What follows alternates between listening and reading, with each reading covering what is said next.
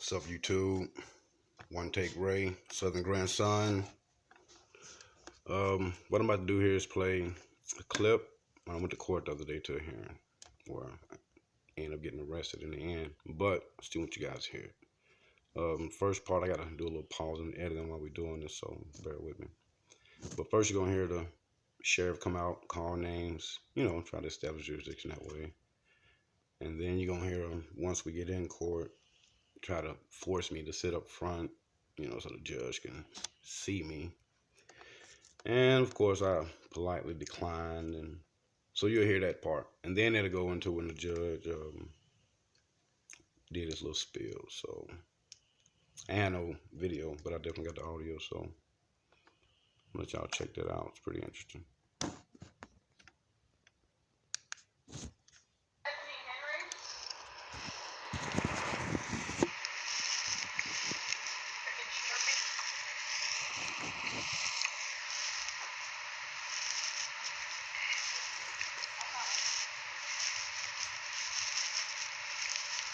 You got 3 o'clock, right?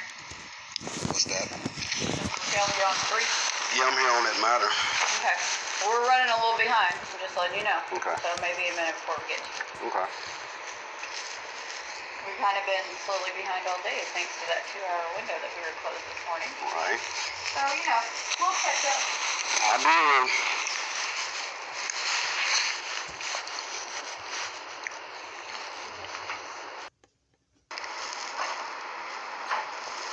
Mr. Rochelle, we're ready for you. Jump on it.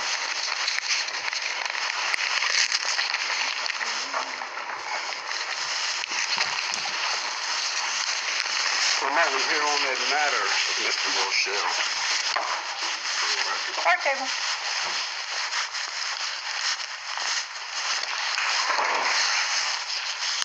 All the way down to that side.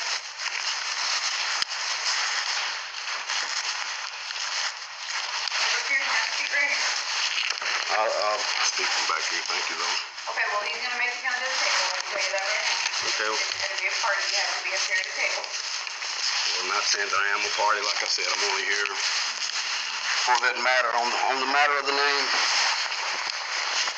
Okay, well, come up here and have a seat. Is that what the defendant said? That's where the other side sits. It doesn't matter, plaintiff or defendant. Each side has to sit at a table, so he knows who's. Well, I want to let the judge know on record that I'm not here to give up jurisdiction. And once I cross the bar, I know I'm giving up jurisdiction. So I just want to make sure the judge understands that before I cross the bar. And if he asks me to, I will. Is that okay? It's a formality that you have to set up here so the judge knows who he's talking to. I understand That's what I'm trying to tell you. It has Well, nothing to do with jurisdiction or admitting to anything. He can see you and talk to you. He can see me from here. Okay. That's how you want to do it. I'm not being rude, man. All right, so at this point, she ran and got another sheriff. So let me fast forward to the judge came in.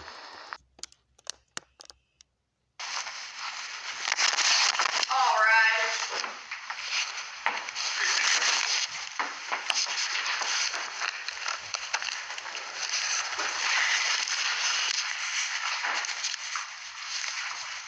Mr. Rochelle, you come up and have a seat, please. Are we on the record, Your Honor? Yeah, we're on the record. Okay. Come up and have a seat, please. I'd like to reserve all my rights before crossing the bar. Is that okay with you? That's fine. Thank you.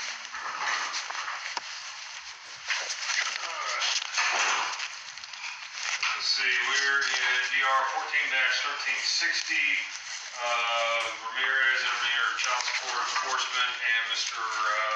William Rochelle, he appears pro se. Child Support represented by Mr. Todd. Yes, sir. All right, are both sides ready to proceed? Well, sir. Motion to dismiss and motion to strike. Well, I'm hearing that matter.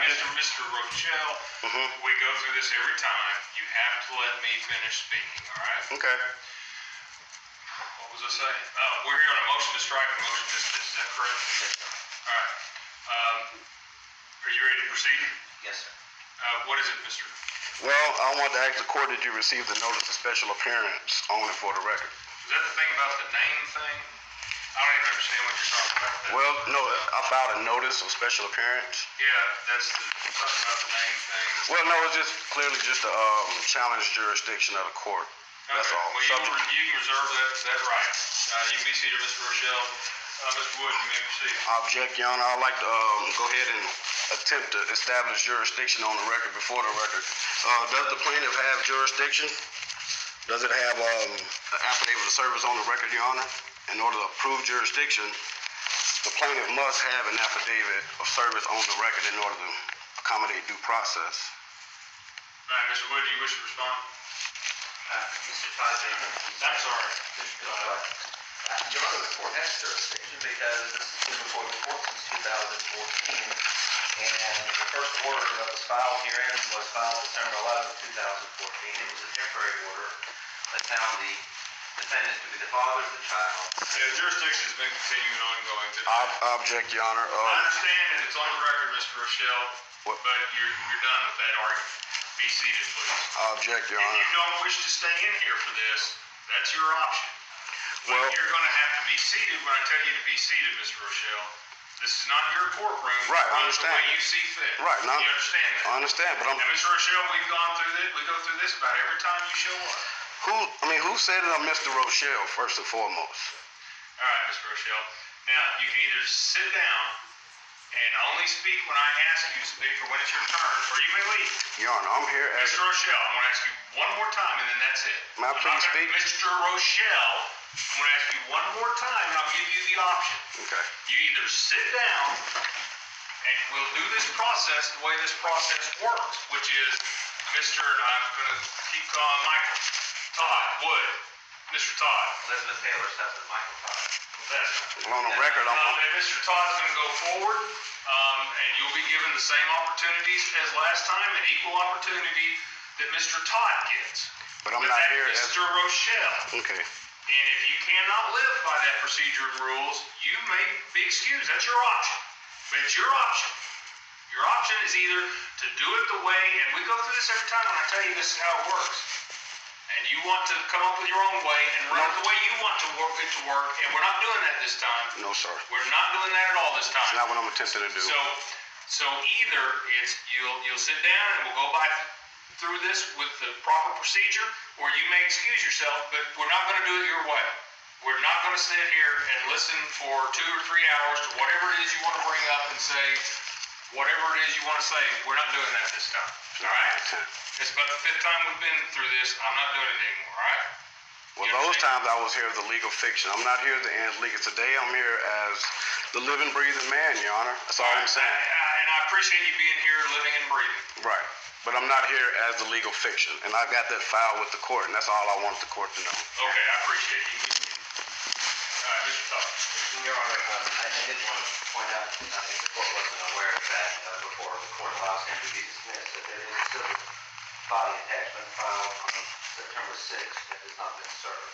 I have provided a copy to the bailiff, and it's a 30-day arrest warrant for him for his failure to pay child support that the court entered on the 6th of September. All right, well, when he's accused, whatever point he wants to be accused, there appear to be people here, so you may proceed. Thank you, Your Honor. Your Honor, Mr. Rochelle was found to be in civil contempt of court by the order of April 24th, 2015.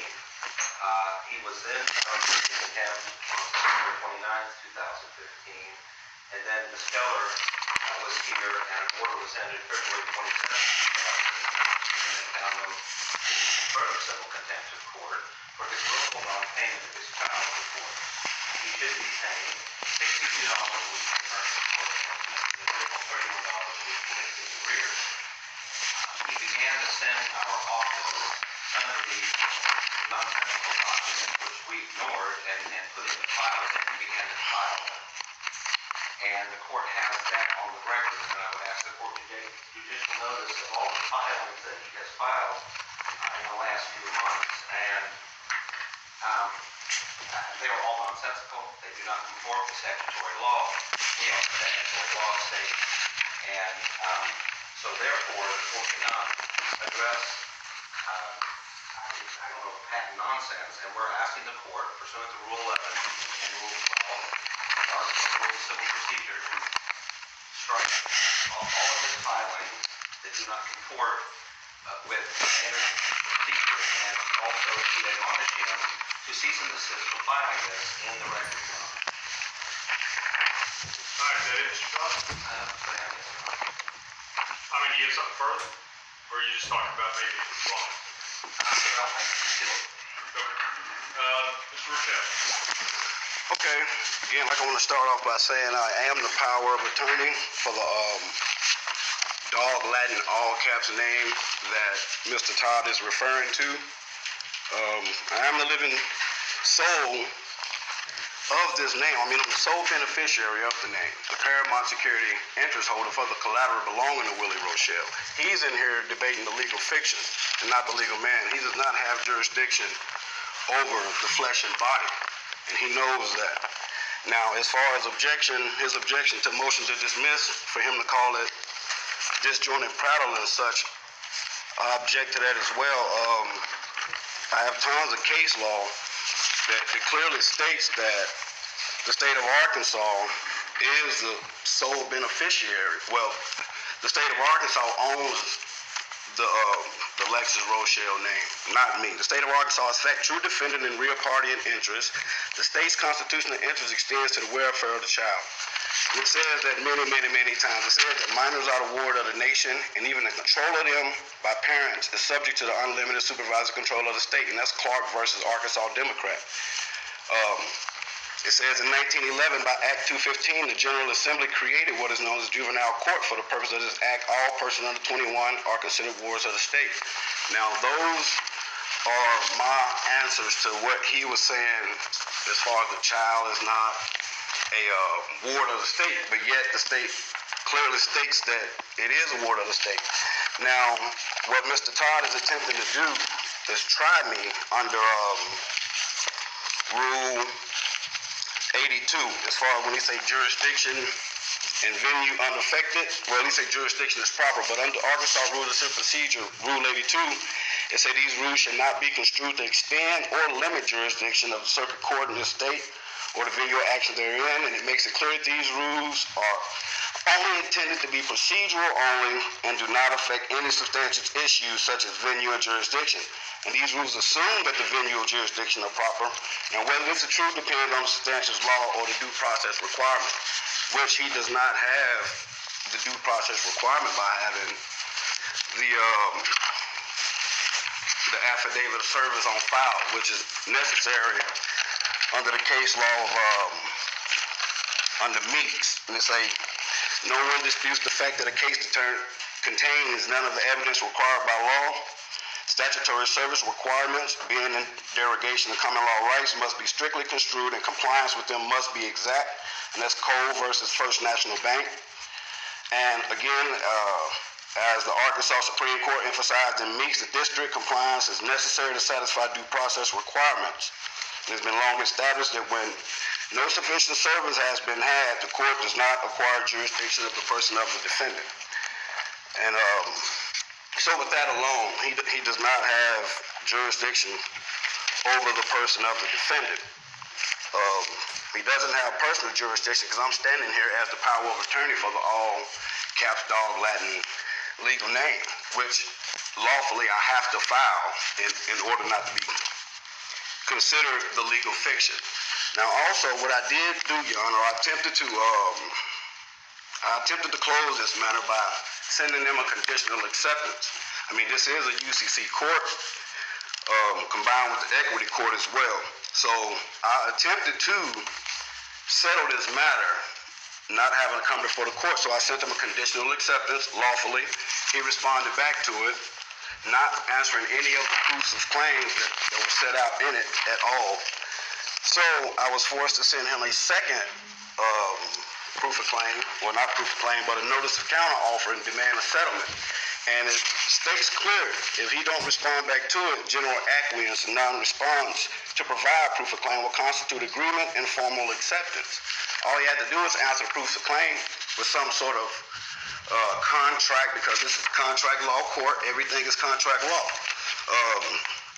And I just asked him upon proof of claim that I, a man known to use the name Willie Ray Rochelle, is responsible for the property and ward of the state of Arkansas, known as Lexus Shay Rochelle.